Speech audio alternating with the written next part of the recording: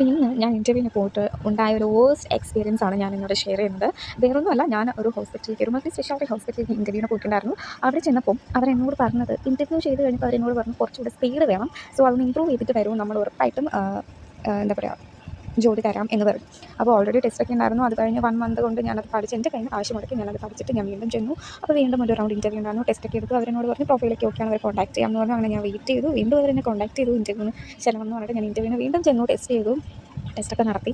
അത് കഴിഞ്ഞപ്പോൾ അവരെന്നോട് പറയുകയാണ്, അവർക്ക് വിരൽ കറക്റ്റ് പൊസിഷനിൽ കിട്ടണം, അങ്ങനെയാണ് ഇങ്ങനെയാണെന്ന് കുറേ കാര്യങ്ങൾ എന്നോട് പറഞ്ഞു. അപ്പം അവിടെ നിന്ന് വേറെ ആൾക്കാരൊക്കെ പറഞ്ഞു, എന്താണ്, സ്പീഡൊക്കെ ഉണ്ട്, ആൾ ഓക്കെയാണ്, ആൾ അത് ഇമ്പ്രൂവ് ചെയ്തെടുത്തോളും എന്ന് പറഞ്ഞു. അങ്ങനെ ഫൈനലി അവർ എന്നോട് പറഞ്ഞു, ഓക്കെ ഞങ്ങളെ സെലക്ട് ചെയ്തിട്ടുണ്ട്, ബാക്കി കാര്യങ്ങളൊക്കെ പറയാനായിട്ട് എച്ച്.ആറിൻ്റെ അടുത്തേക്ക് വിട്ടപ്പോഴാണ് അത് അടുത്ത ടെസ്റ്റ്. അവിടുത്തെ എച്ച്.ആർ ഉടനെ പറയുകയാണ്, ഓൾറെഡി പുള്ളിക്കാരി ഇൻ്റർവ്യൂ ചെയ്ത് ഒരാളെ എടുത്തു കഴിഞ്ഞു, ആ കുട്ടിയും ഇതേപോലെ സ്പീഡ് ഇമ്പ്രൂവ് ചെയ്യാൻ പോയേക്കാണ്. പക്ഷേ ആ കുട്ടി വിളിച്ച് പറഞ്ഞിട്ടുണ്ട്, കുട്ടി എന്താണ് ജോയിനിങ് പറഞ്ഞിട്ടുണ്ട്, നെക്സ്റ്റ് വീക്ക് ജോയിനിങ് ആണ് പറഞ്ഞിട്ടുണ്ട് എന്ന് പറഞ്ഞു.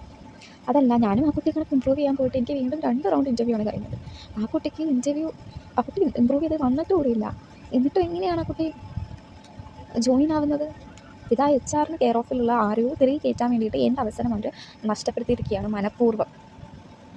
അവർക്ക് ജോലി ഇല്ല എന്നുണ്ടെങ്കിൽ നമ്മളെ റിജക്റ്റഡ് എന്ന് പറഞ്ഞ് അന്നേരം അങ്ങ് വിട്ടുകൂടായിരുന്നു. ഇതിന് വേണ്ടിയിട്ട് ഞാനൊരു 2 മന്ത്സാണ് സ്പെൻഡ് ചെയ്തത്. എൻ്റെ കയ്യിൽ നിന്ന് കാശ് പോയി, എൻ്റെ സമയവും പോയി.